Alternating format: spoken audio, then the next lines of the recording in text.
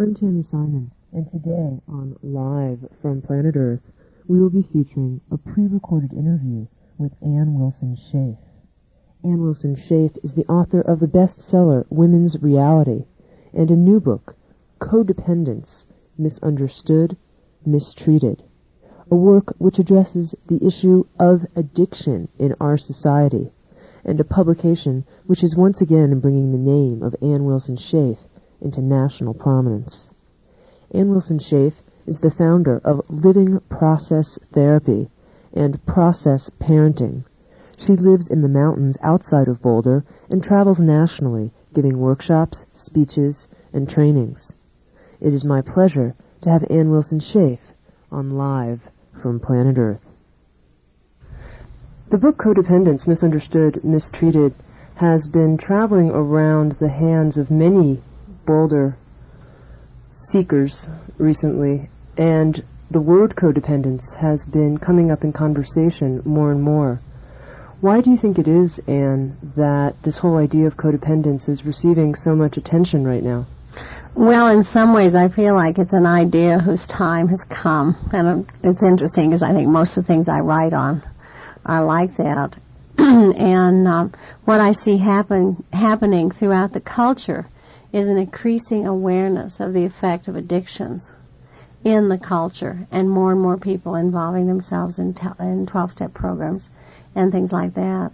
And it's impossible to understand addictions without understanding codependence and how the people who are involved in addictions and the people who are around addictions develop what I think is a disease of codependence.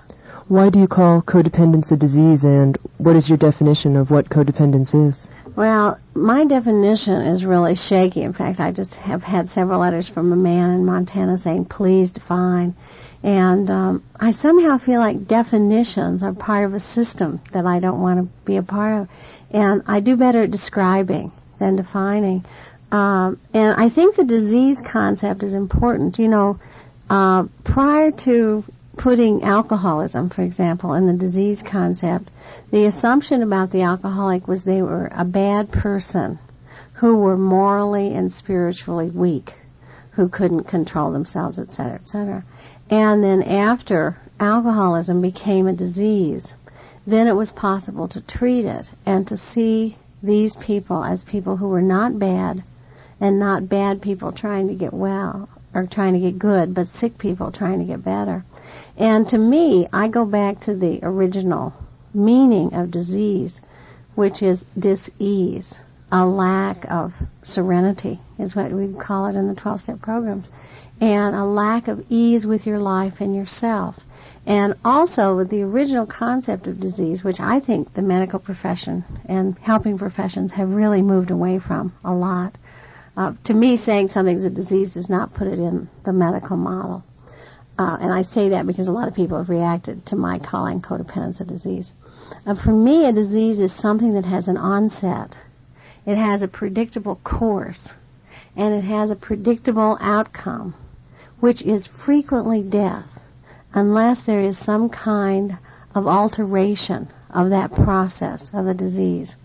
And from what I know about codependence, this is very true of codependence, that it is a disease, that it functions as a disease. And it's a very dangerous disease. Recently I was interviewed for a show in Fresno, California, and one of the things I said is there's so much concern in this society about AIDS and the fact that it will kill you. And what we don't realize is that we have a much more virulent disease among us, which is seen as normal, and it's codependence, and it also will kill you, and the rate of death or the incidence of death is 100%.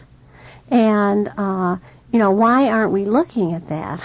And, of course, one of the reasons that we aren't looking at that is because codependence is supported by the culture. That in this society, the person who is a really codependent person, who takes care of other people, who doesn't know what they feel or think, who is totally externally defined and externally referent, that's the good person in this society. So that what this society does is support the disease of codependence. You said that codependence causes death 100% of the time. Can you explain that? Unless the person recovers. And, I can explain it. And, for example, codependents frequently have high blood pressure, gastrointestinal problems, cardiac problems, and, of course, there's more and more research that shows that the disease of the codependent is cancer. And this is really new evidence, and it's just coming forward. Remember when Betty Ford had her mastectomy? And there was a lot of research done on what kind of women have mastectomies. And in almost every case, the women who have mastectomies are women who have not lived their own life, who live through other people. And it was at that point, at the point of her mastectomy, that Betty Ford started, I think, living her own life, and then later discovered she was an alcoholic, and later started her treatment center, and now she's kind of, doing her own thing. But before, she was always in the shadow of someone else, her husband or children, etc. And we know now, statistically, that this disease will kill you, and that in alcoholic families where the rest of the family, in an alcoholic family, for example, would be defined as a codependent, that the codependents frequently die sooner than the alcoholic, especially the codependent spouse. If it's difficult or not natural for you to define codependence, can you describe it in some general terms so listeners can know exactly what we're talking about? Yes, and I do want to say something really important about its occurrence in alcoholic families, because I think it would be easy for a lot of your listeners to say, well, I'm not a codependent because I don't come from an alcoholic family, or I don't live in an alcoholic family.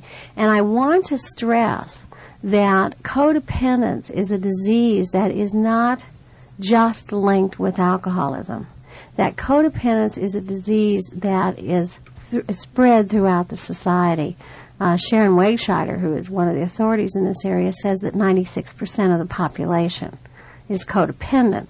Well, then some people say, if that's true, then it's normal. It's not a disease. And I think there's a difference between what's normal for the human being and what's a widespread disease. So that I want to say that codependence is something that we can find in any kind of family, in any kind of person. Now, I think the major characteristic of the codependent is that the codependent is a person who is externally referented. This is the word that I would use. The codependent is a people pleaser.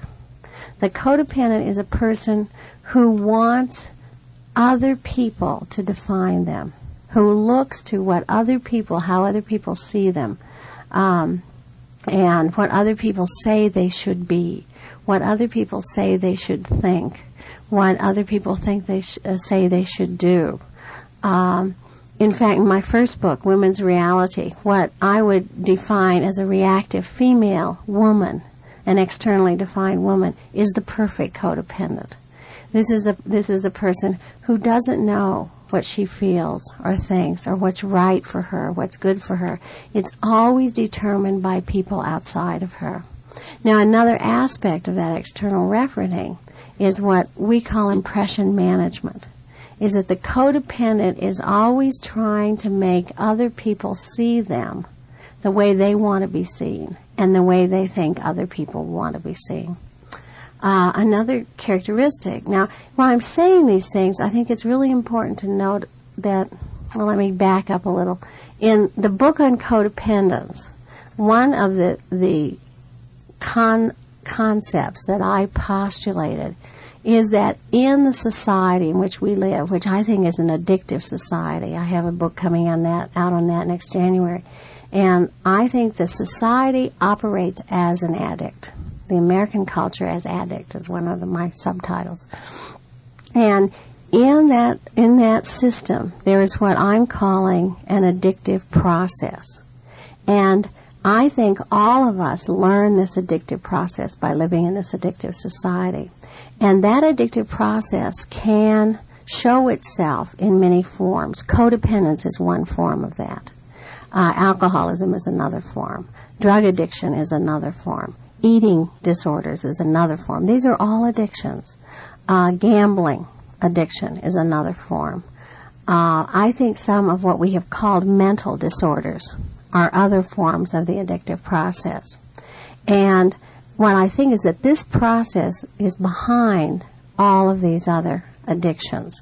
And that it depends on the person, where they fall in the family, their preferences, what addiction they move into.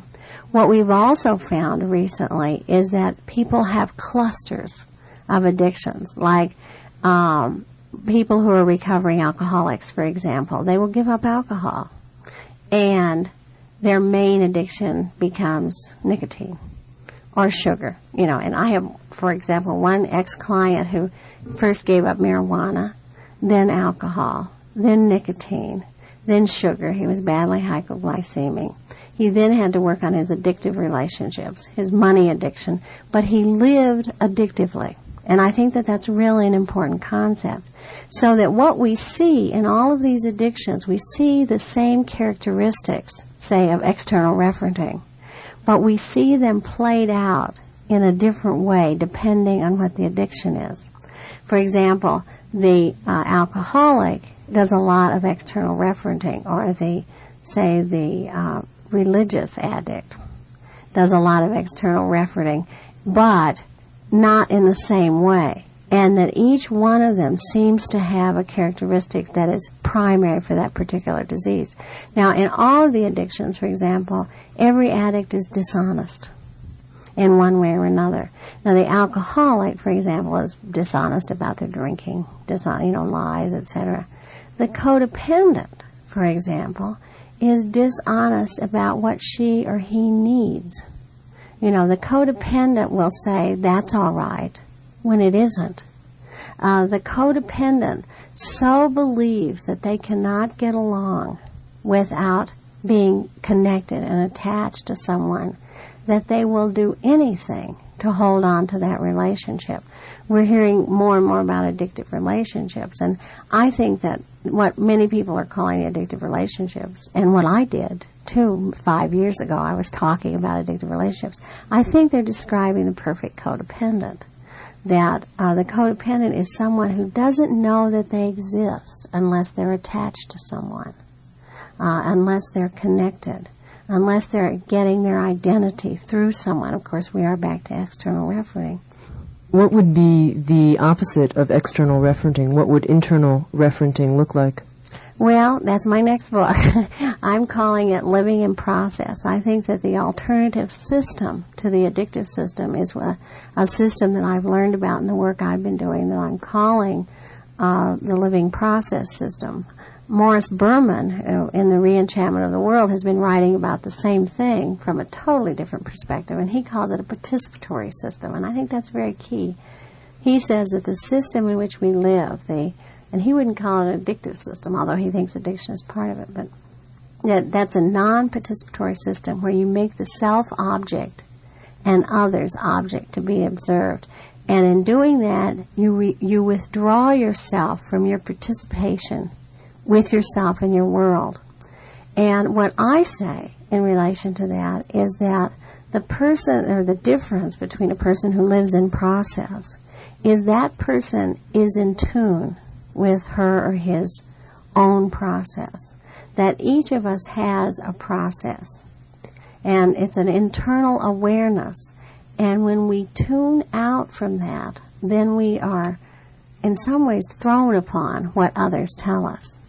The word process seems like a really key word for you. Can you explain why that word is so important? It's a very key word, and I know that the way I use it is it's the definition issue. It's very confusing because I use it in many different ways.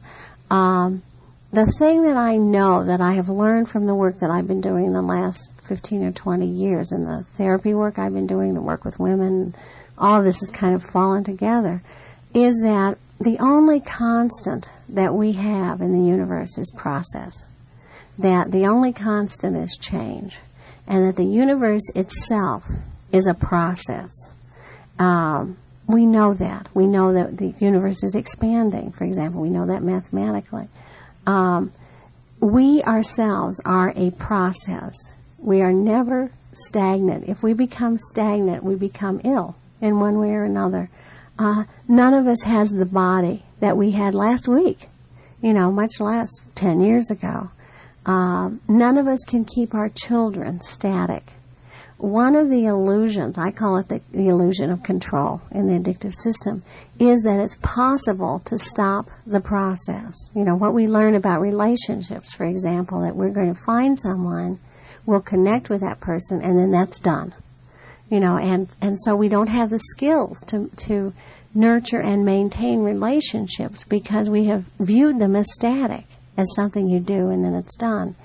Well, I think there are many processes that affect us. The process of the universe, the process of the planet, the process of our society, the process of our community, the process of our extended family. And I think very importantly, each of us has our own particular, peculiar process. And for me, my process that has something to do with why I'm here. I was a non-writer, and I have maintained my illusion of being a non-writer up until last August. And finally, I realized how arrogant that was of me. I have a book out that's considered a bestseller. It's sold over 130,000, which is, considered very good. I have 2 books coming out within a year. I write probably 50 letters a week to people corresponding who write to me. I write a newsletter every month for the people who train with me. And I was able to maintain my illusion that I was a non-writer. Now, that was a staticking of who I am. And finally, I worked through that this last summer and have just said, one of the reasons I'm here is to write. And it's been much easier on me ever since I've done that. Now, that's my process. Now, I think that when I am living my process, that connects me with all of the universe. And I think that that's the oneness that we hear about in all the major religions. When I am denying my process and external referencing myself and trying to be what I think others want me to be or what I think I should be or et cetera, then I am distorting and pushing down my process. I believe when people do that they become diseased in one way or another. And then we have a term that we use in the training a lot, is that when you're not living your own process, you tend to puke it on other people. And I really believe that if we look at the world in this way, that what we see in terms of war and international conflict and that sort of thing is we can see people, individuals, puking their process on each other. I come home and I'm tired and things didn't go well, so I take a swipe at you. That's puking my process. Or you did something that I don't like. And instead of my owning that I don't like it, I start telling you how awful you are. That's puking my process. I think what we're seeing is nations, especially the United States and Russia right now, and we also have a few other countries too, like Libya, the United States, Nicaragua. I think what we see is nations puking their process on each other. And that always results in conflict. And what I find, years ago when I worked with couples, for example, I used to do couples therapy and family therapy and work with a family system. And I've moved to a place where I don't do that much anymore because I feel like that's the wrong focus. I work with the individuals to help them get clear on their process, clean up their own issues. All of us have issues that we need to work on, I think, and as part of living in this culture. And none of us had perfect families for every one of those processes that I mentioned. And then what I found is that as people take responsibility for, and I don't mean blame, I mean owning their own process and their own life and work through whatever they need to work through, that working out the dynamics in a relationship or in a family takes almost no time at all. And if the people in that system, that family system, say, are not working out their own issues, I don't think family therapy will really work. I think it's band-aiding, and I think it's maintaining a sick system. So I'm really strong on that. In your book, Codependents, you describe the characteristics of our addictive society and how those characteristics are supported by such institutions as the school and the church and the family. Mm-hmm. Why do you think we've created, as a contemporary American society, such an addictive system to be living in? How has that come about? I don't know. I'm not a historian, and I'm not a good why person, just as I'm not a good definer.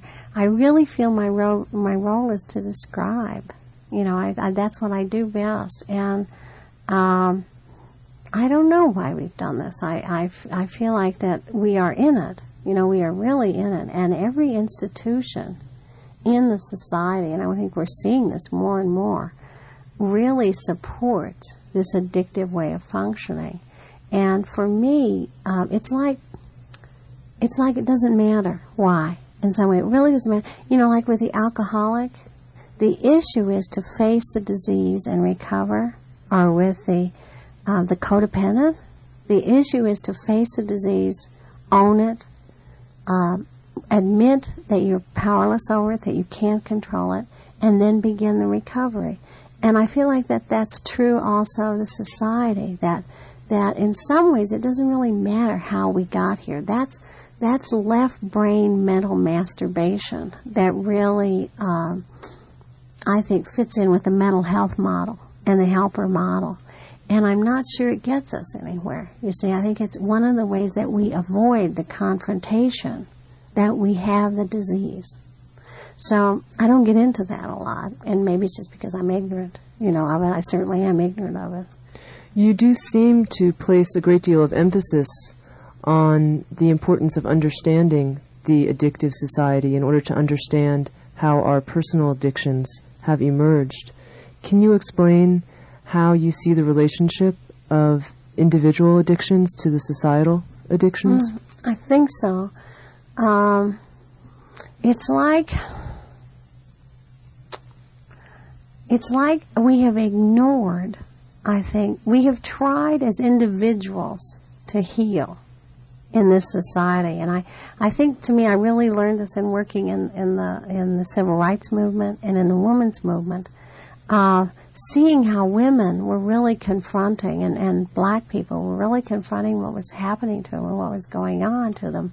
And they couldn't really deal with it until they dealt with the piece of the whole society. That the whole society was racist. The whole society was sexist. And that it wasn't just individual people. In fact, I know when I was really active in civil rights and in the women's movement that many times I can remember our saying, give me a good bigot anytime, compared to a liberal. Because with a bigot, you know where you stand.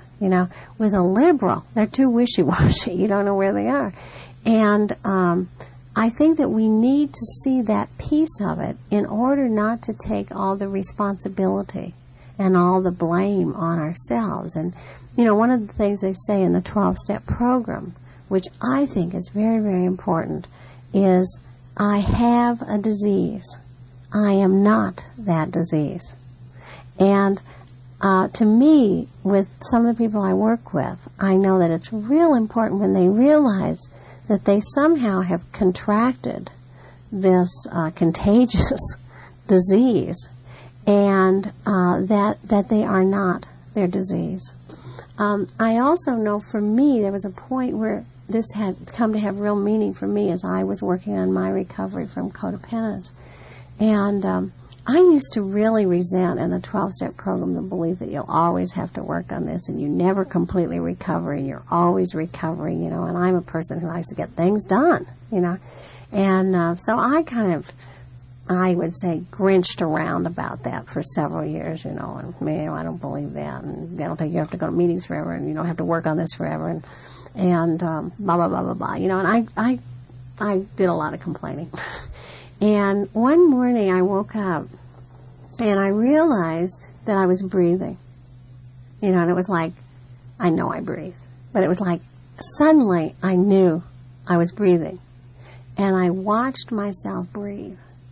And I lay there and I thought, I don't wake up every morning and say, oh, pooh, another day when I have to breathe. What a bore, And I realized that I choose to live on this planet.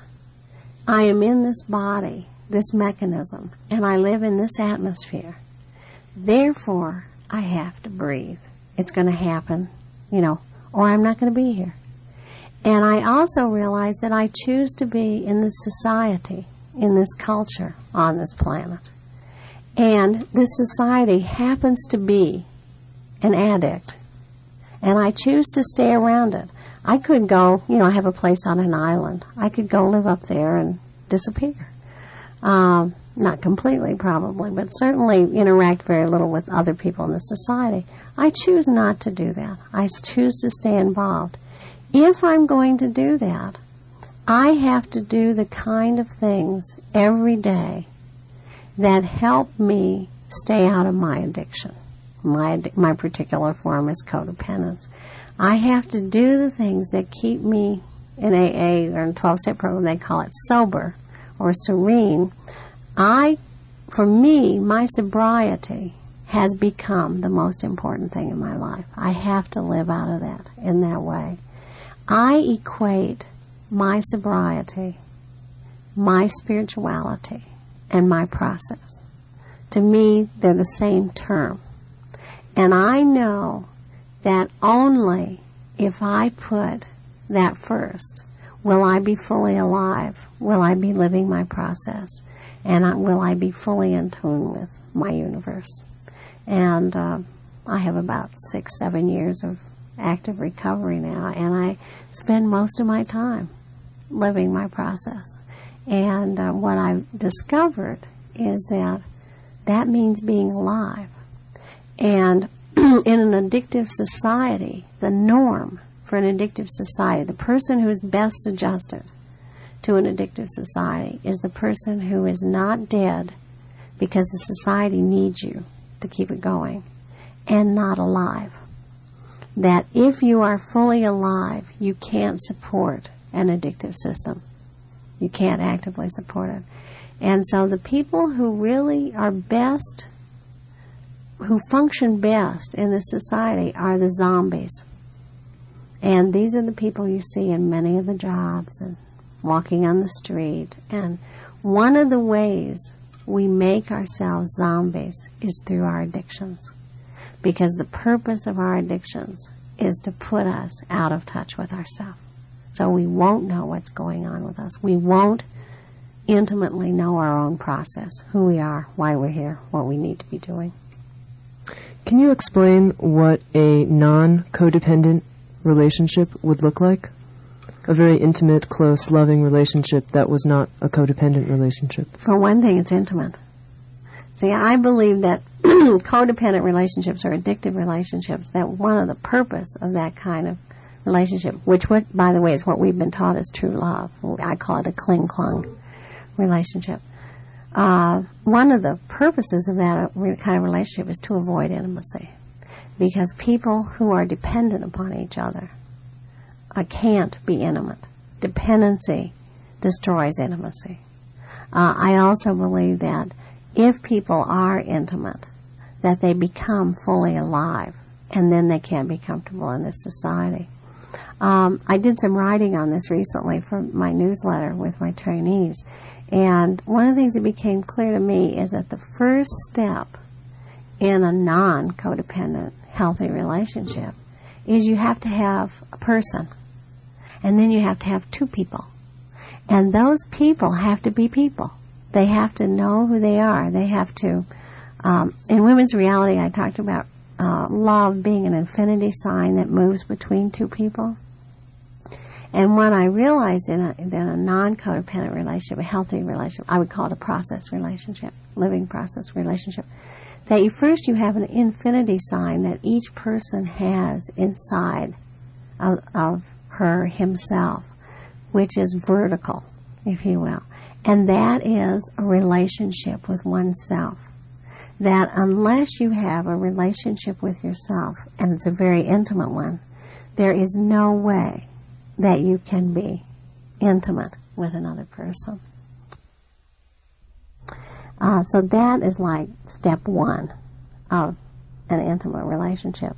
Then, what I have found in addictive relationships is that frequently in addictive relationships, it's two masks relating to each other. That, you know, I marry your mask and you marry my mask, and both of us are afraid that the other will see behind the mask. That does not exist in a living process relationship. That one of the keys in a living process relationship is that I never show you a mask. That, or if I do, I come back and I claim that and I take the mask off. And that I always run the risk of your knowing exactly who I am.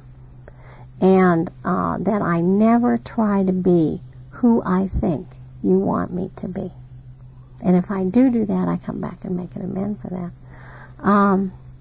Also, in a non-addictive relationship, and in a, interestingly enough, I think an addictive relationship, there's some fantasy relationships that go on. It's like, I relate to my fantasy of you, and you relate to your fantasy of me. And in an addictive relationship, I believe that my fantasy of you is real, and vice versa.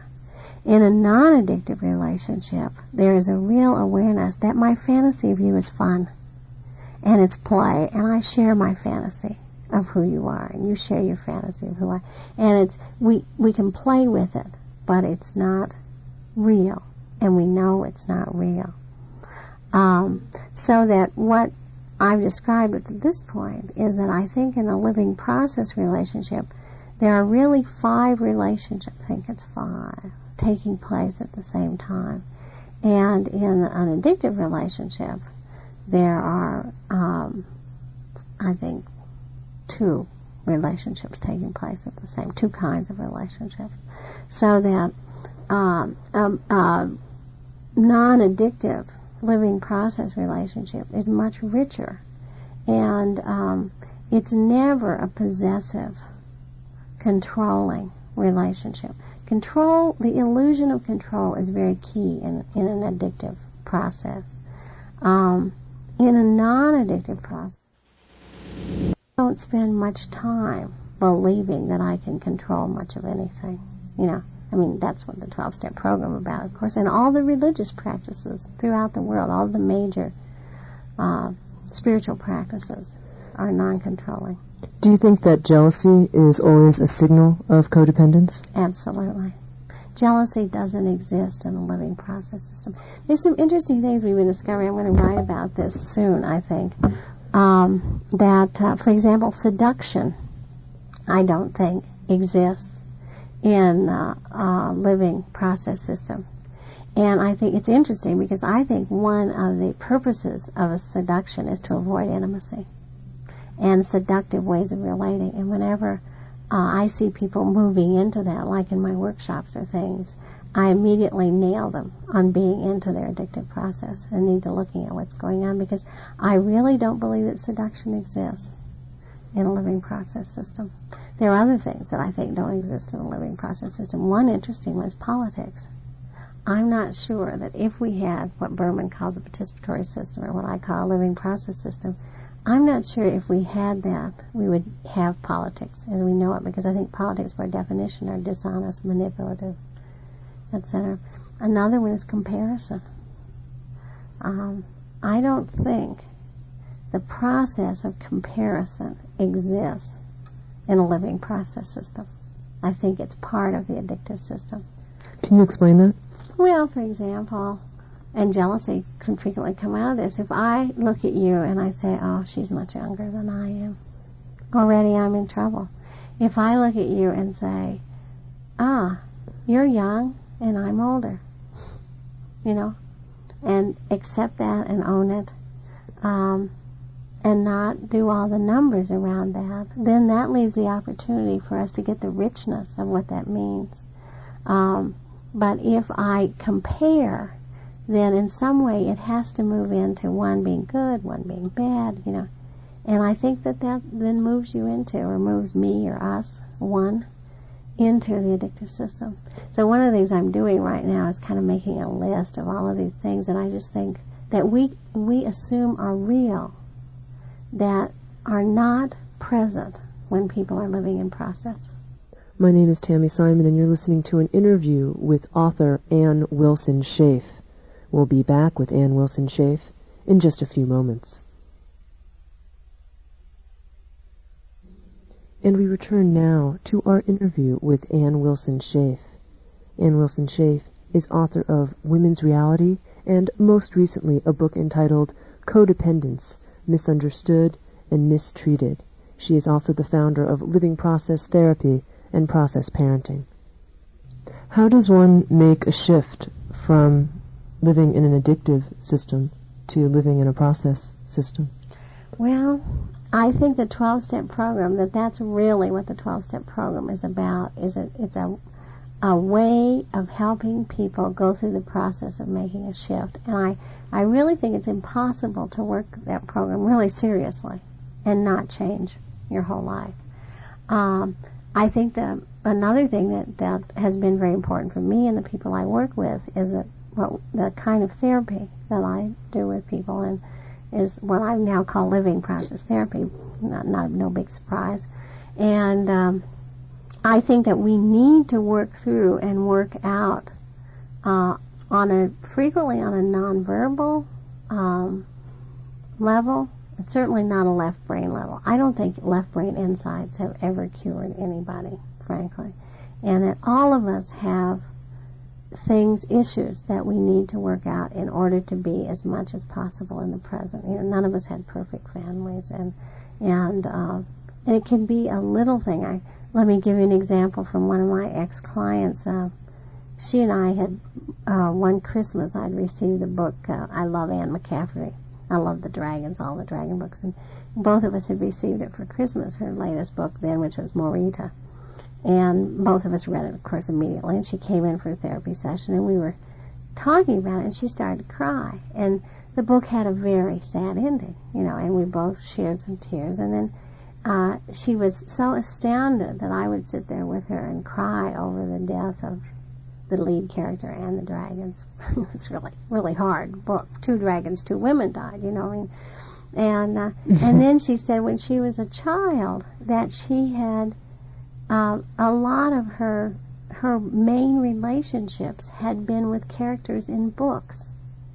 And when they had died, or when the book ended, she had always felt a tremendous amount of grief.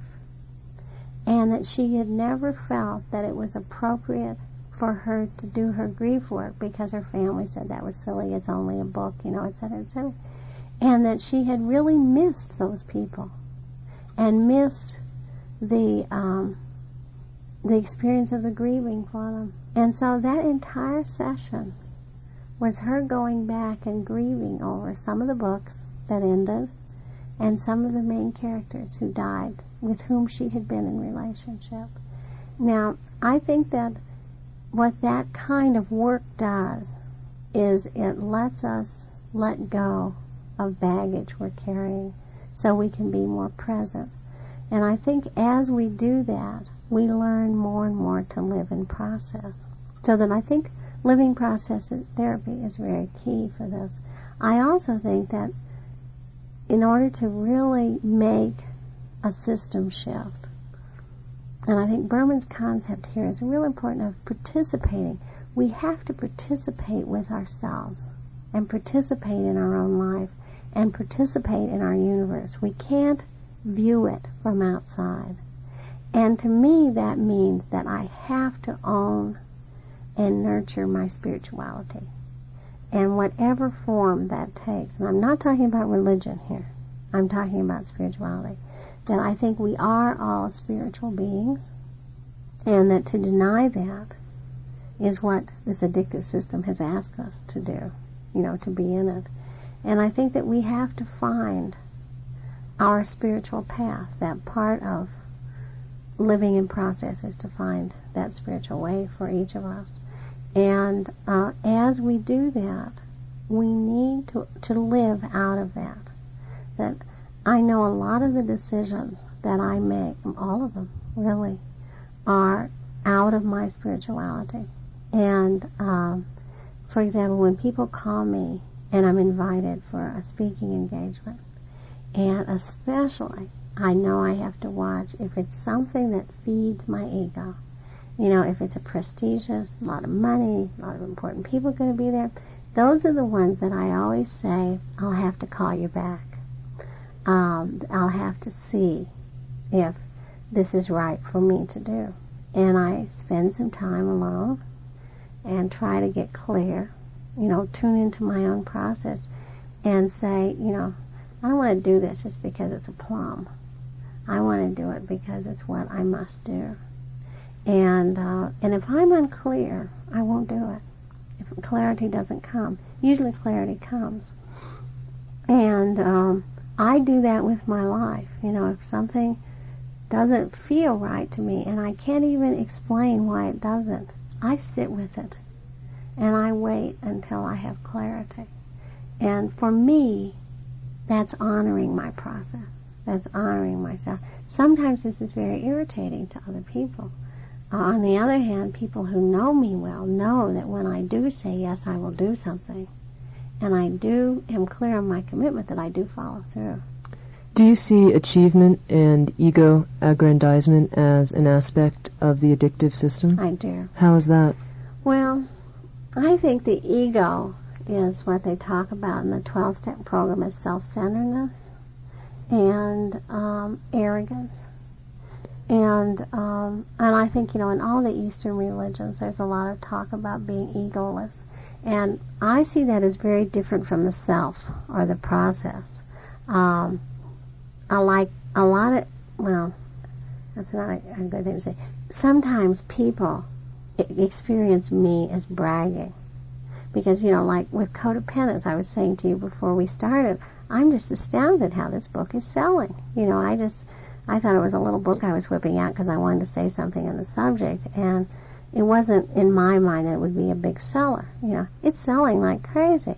Well, when I say that, some people say, boy, listen to that ego.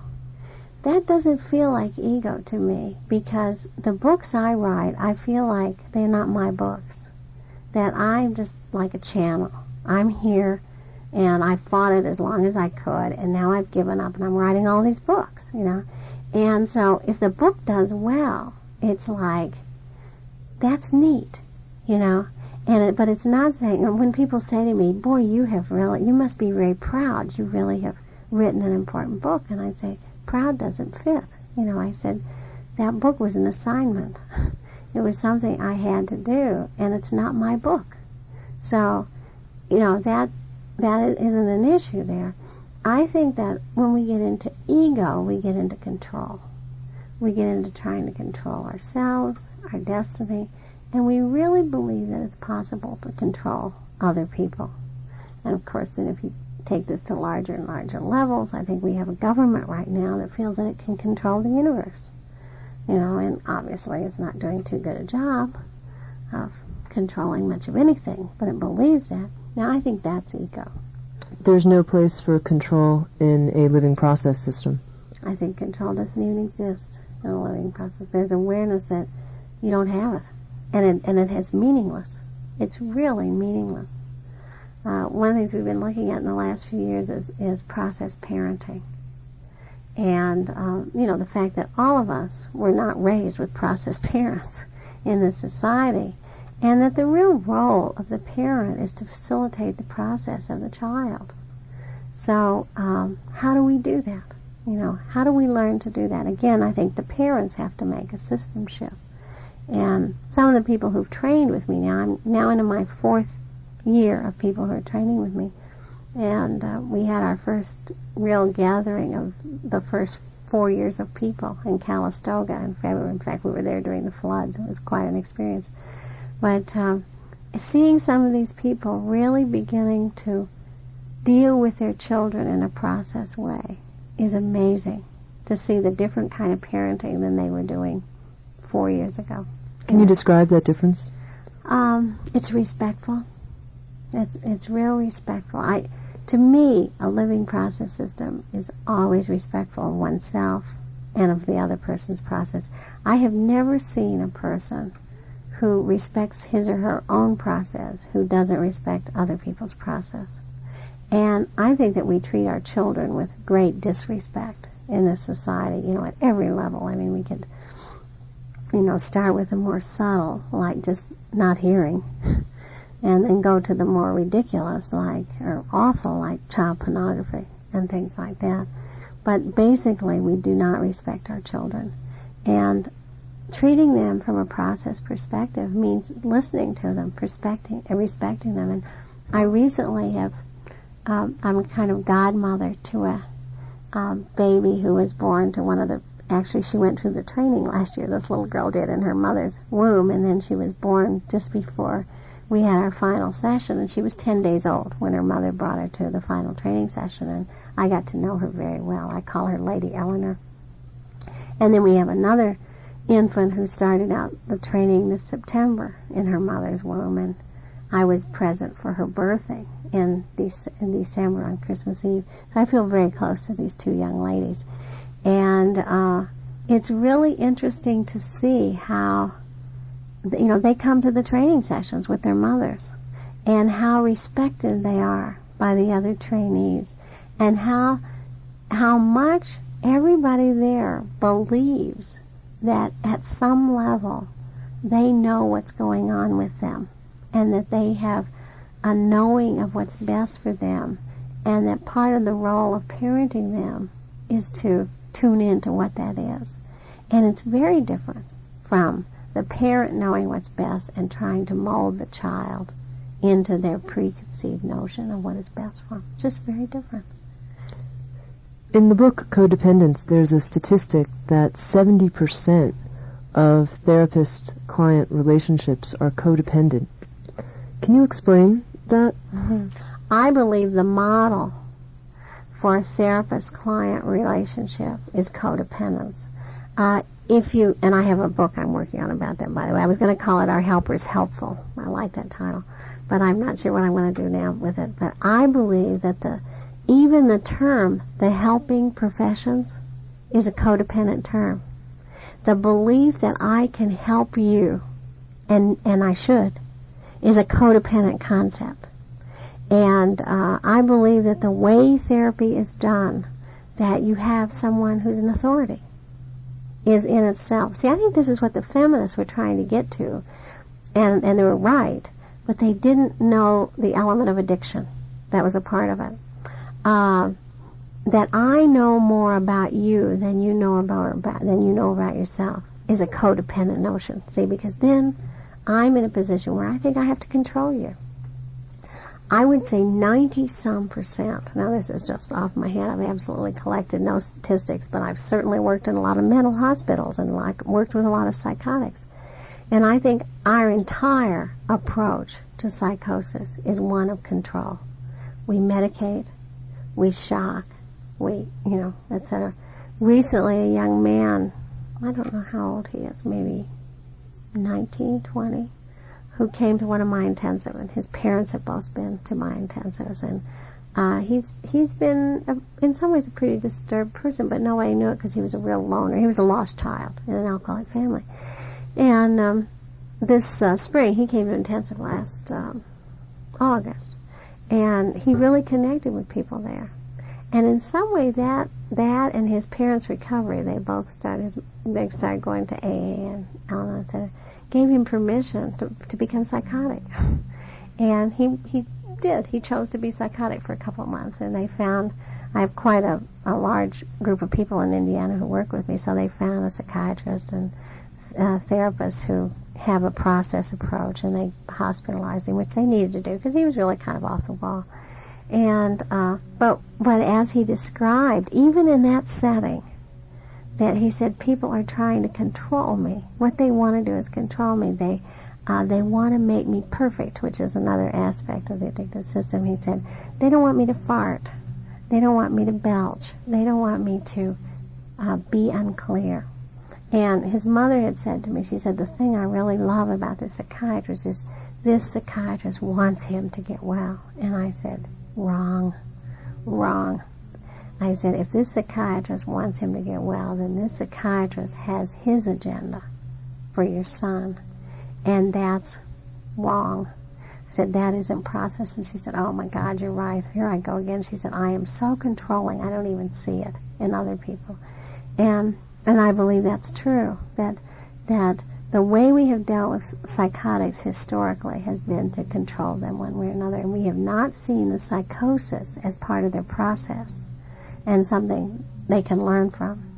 Now, the psychotics I work closely with since I've been doing living process therapy is, it's like a speeded up, how you would speed up a 16 millimeter film twice as fast. That's what psychosis is, I think. And I think we need to look at it very differently. The control in the helping professions is one of the glaring indicators that it's a codependent, it's a practice of codependence. Many therapists need their clients much more than their clients need them. The dishonesty is another real good example, that most traditional therapy is very dishonest, very manipulative of the client.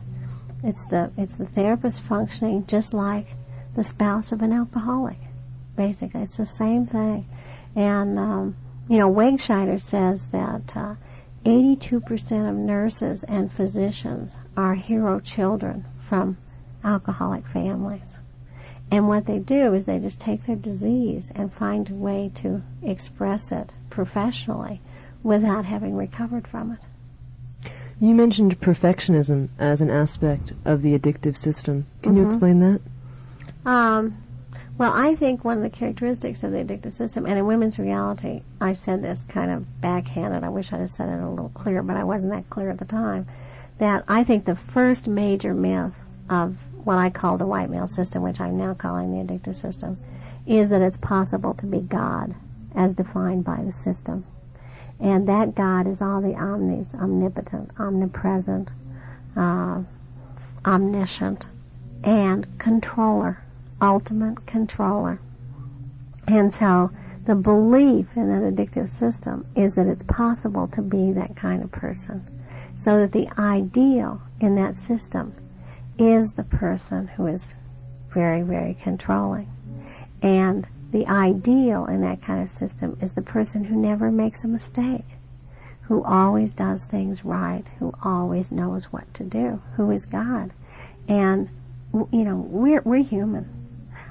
For me, I find that it takes most of my time and energy to be fully human. And when I waste it on trying to be God, as defined by the system, what happens is I miss me in that process. And if we look at every addiction that we know anything about, one of the major character defects, as it's called in addictive circles, is perfectionism. Most of your people who drink or take drugs are people who are very sensitive and very caring and very, very bright. Most of your alcoholics are very bright people, and they're people who want to do everything right. And the pressure of that is so great that what happens is they have to find ways to put themselves out of touch with their shame and their failure, etc. That's what perfectionism does to you. And I think that's one of my disgusting codependents, was it that the church, the family, and the school put so much emphasis on, is perfectionism. It's a very deadly character defect. It'll kill you. We only have a few minutes left, and in conclusion, maybe there are a few ideas that you would like to make sure get across in the interview. Well, I think it's really important. I want to reiterate that most of us have this disease in this society, and that we are not our disease.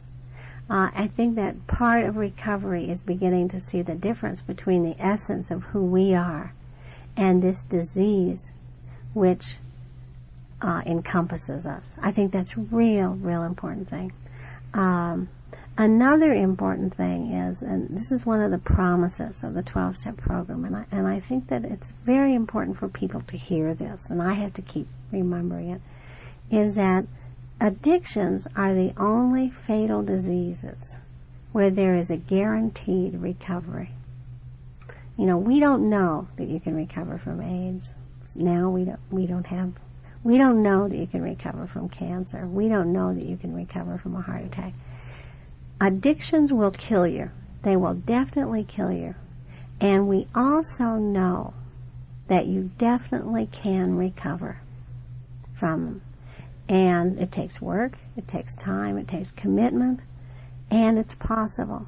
Now, if we know this about individuals, we also, I think, have to assume this about the society, that it is possible for this society to recover. And that's guaranteed only if we recognize that it is indeed an addictive society. Thank you. Ann Wilson Schaef on Live from Planet Earth on KGNU 88.5 FM.